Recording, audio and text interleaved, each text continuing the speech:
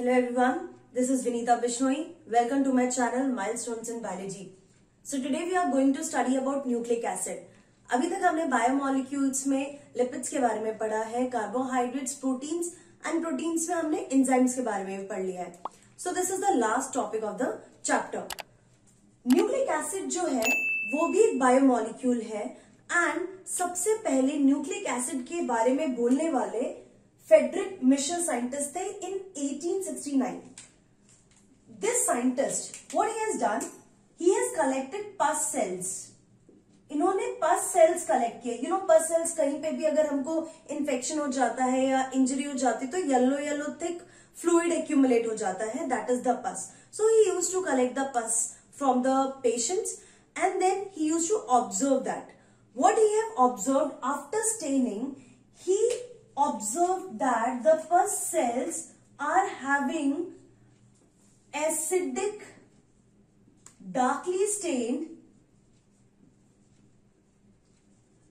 content in nucleus. तो उन्होंने उसे न्यूक्लियस में देखा एंड क्योंकि वो न्यूक्लियस में था, that is why he called it as nuclein. And later on, it was called as nucleic acid. The word nucleic acid was given by Altman in 1899. Now, this nucleic acid, it is the largest molecule present in the cell. ये सबसे largest molecule है जो secrete होता है, जो बनता है cell के अंदर. And it consists of 2% of the cell. Cell में जितने भी बायोमोलिक्यूल्स हैं उसमें 2% जो है वो न्यूक्लिक एसिड होता है. The most important thing is nucleic acid is building block of nucleotide.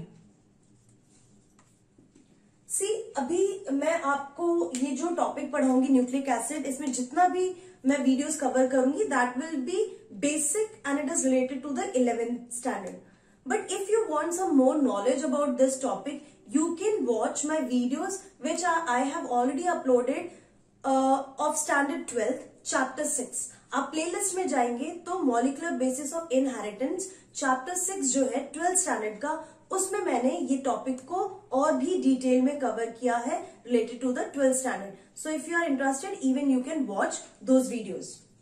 सो जो न्यूक्लिक एसिड है वो न्यूक्लियोटाइड के पॉलीमर है nucleic acid. So if you will see, इस तरीके से अगर मैं ये पॉलीमर बना रही हूं, so this polymer is nothing but nucleic acid and इस पॉलीमर की जो सिंगल यूनिट है, this single unit is nucleotide. अब ये जो न्यूक्लियोटाइड है, it is made up of more 3 components. सबसे पहला कंपोनेंट है पेंटोज शुगर. ये आपने पेंटोज शुगर आपने पढ़ा होगा किस केस में? मोनोसैकेराइड के केस में. Pentose sugar is a sugar monosaccharide which is having 5 carbon. Then the second component is nitrogenous base and third one is phosphoric acid. So if I want to draw, एक nucleotide के अंदर भी 3 सब units है like this. So I think from this picture you will understand it better. आपको ये पता चल जाएगा कि न्यूक्लिक एसिड न्यूक्लियोटाइड से बना है and each nucleotide is made up of 3 सब यूनिट. अब मैं आपको एक एक सब यूनिट की डिटेल्स बताऊंगी. तो सबसे पहले हम कवर करेंगे that is phosphoric acid. First one is phosphoric acid. Phosphoric acid का जो फॉर्मूला है दैट विल बी H3PO4, जिसको हम कॉमनली फॉस्फेट भी बोलते हैं. आप सुनोगे कि बार बार हम ये वर्ड यूज कर रहे हैं phosphate, but phosphate is nothing but phosphoric acid H3PO4. This phosphoric acid gives acidic pH. ये फॉस्फोरिक एसिड है जो न्यूक्लिक एसिड को एसिडिक बनाता है। Next is pentose sugar.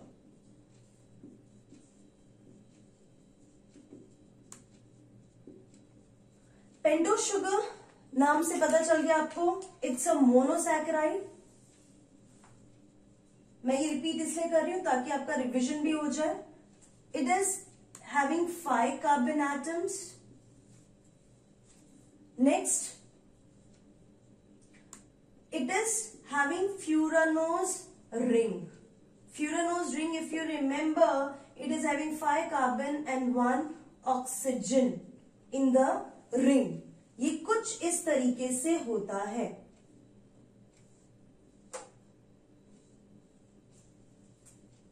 This is carbon 1, carbon 2, carbon 3, 4 and 5.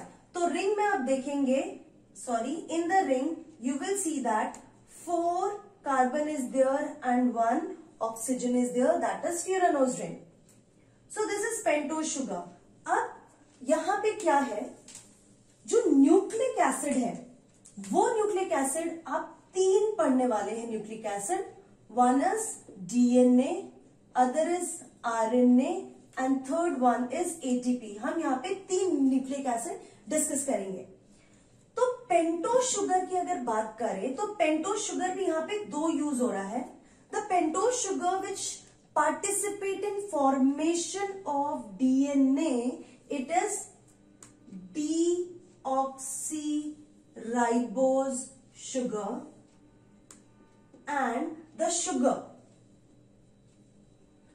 sugar which participates in RNA is ribose sugar.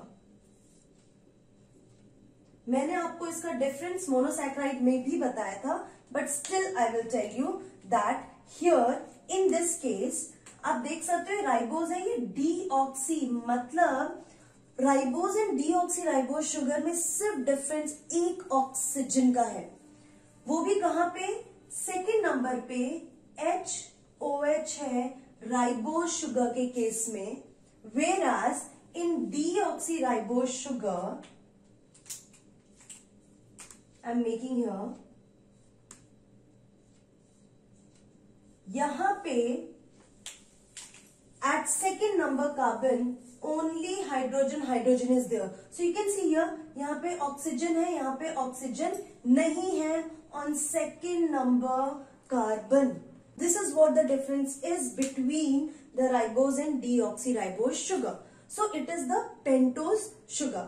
Now the next third is nitrogenous base. So take a screenshot and then I will move on to the next. I forgot to tell you about the formula. अब formula देखें तो deoxyribose sugar का formula है C5H10O4, whereas the formula of ribose sugar is C5H10O5.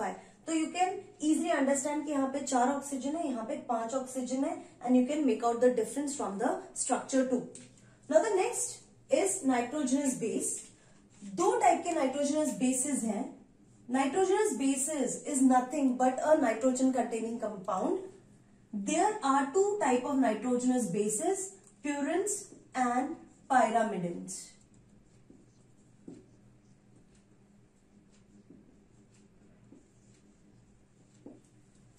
जो purines है, again purines और pyrimidines में difference जो है, it is having 2 ring structure and it is 1 ring structure.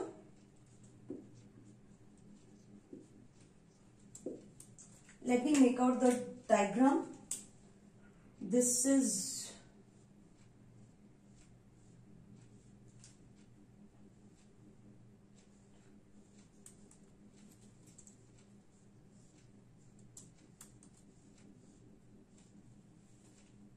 the numbers will start from 1, 2, 3, 4, 5, 6, 7, 8, 9. 1, 2, 3, 4, 5, 6. you will see that nitrogen is present over here at carbon 1, carbon 3, carbon 7 and carbon 9, and the double bond is like this. So you can see here are 2 rings. So it is purine, and here it is only 1 ring, और यहाँ पे number 1 and number 3 पे ही carbon है. So I am writing over here 2 ring carbon atoms at 1, 3, 7 and 9, and here carbon atom at 1 and 3. Obviously क्योंकि इसमें एक ही ring है तो फर्स्ट एंड थर्ड पे होगा, यहाँ पे 4 जगह पे नाइट्रोजन एटम प्रेजेंट है.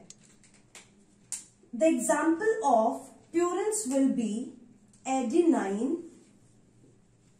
and guanine, which is abbreviated as A and G. In pyrimidine, it is uracil, thymine and cytosine. And इसको याद करने के लिए हम ऐसे भी याद कर सकते हैं cut, CUT cut, cytosine, uracil and thymine. अब जब भी हम डीएनए की बात करते हैं तो डीएनए के केस में ATGC प्रेजेंट होता है एंड आरएनए के केस में AUGC प्रेजेंट होता है, T प्रेजेंट नहीं होता है. Okay, so this is the major difference between purines and pyrimidines. Purines जो है चाहे वो एडिनाइन हो, गुआनाइन हो, उनमें 2 ही रिंग्स होंगे एंड पायरामिडिन्स में सिर्फ सिंगल रिंग स्ट्रक्चर होता है. सो दीज आर द 3 सब units of nucleotide: phosphoric acid, pentose sugar and nitrogenous base. Now next I will be telling you about how these nucleotides will join with each other to form nucleic acid. So just take a screenshot, then I will move to that topic. So ये बात होगी हमारे सब units की. अब एक और term है जो आप लोगों को पता होना चाहिए, दैट इज न्यूक्लियोसाइड. अब न्यूक्लियोसाइड क्या होता है? Nucleoside is equal to pentose sugar plus nitrogenous base.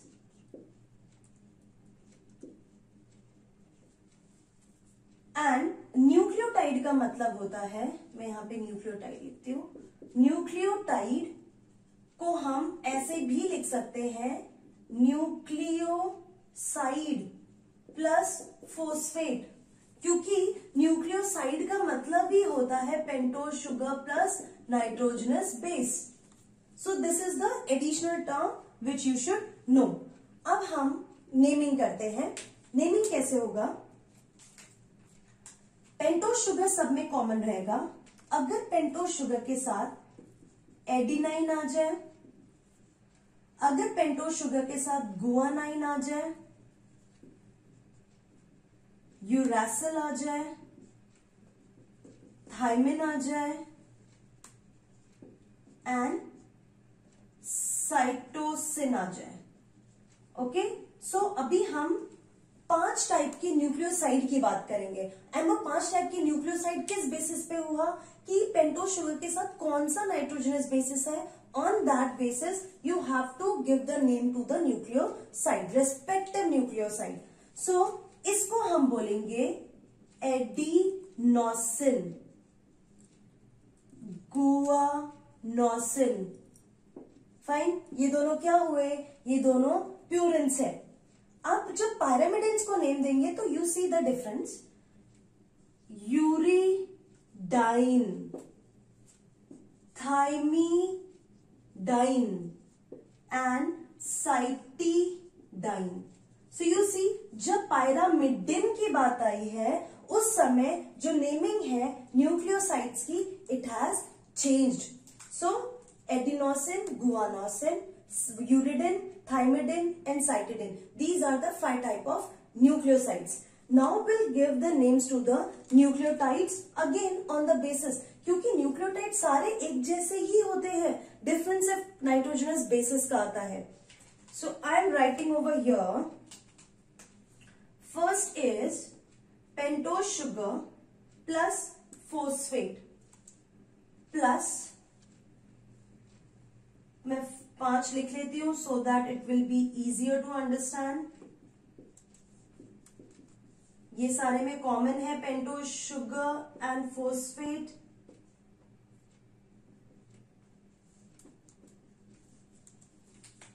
Let's name it.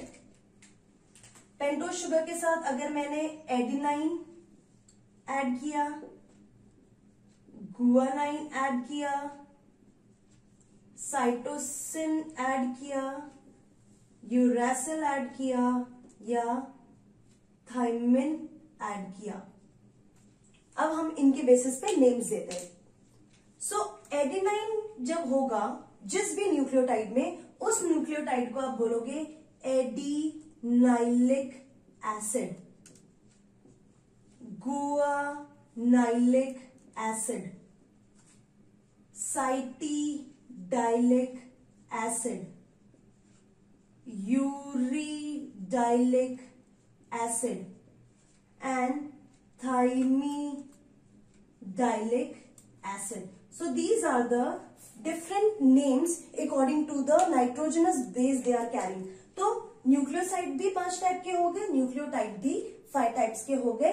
यहाँ पे सिन एंड डाइन ये वर्ड ऐड करेंगे और यहाँ पे न्यूक्लिक एसिड के लिए एडिनाइलिक. तो आपसे ऐसा भी पूछा जा सकता है कि this guanylic acid is combination of what. Guanylic acid कौन सा बायोमोलिक्यूल है ये भी पूछा जा सकता है, या गुआनाइलिक एसिड है क्या, न्यूक्लियोसाइड है, न्यूक्लियोटाइड है, न्यूक्लिक एसिड है. That time you have to remember that these are the nucleotides, 5 different types and these are the nucleosides. So आज के वीडियो में हमने बात की है कि किस तरीके से हम न्यूक्लिक एसिड टर्म इंट्रोड्यूस किया, न्यूक्लिक एसिड कैसे पता चला, देन न्यूक्लिक एसिड किस तरीके से न्यूक्लियोटाइड से बना है, न्यूक्लियोटाइड कितने टाइप्स के होते हैं and what is nucleoside. So this is all about today's video. जो नेक्स्ट वीडियो है उस वीडियो में मैं आपको डीएनए के फीचर्स बताऊंगी और किस तरीके से ये न्यूक्लियोटाइड डीएनए फॉर्मेशन करते हैं, that also we are going to study. So next video जो है वो नीट पॉइंट ऑफ व्यू से बहुत इंपॉर्टेंट है. So stay tuned, keep learning, be safe and good bye.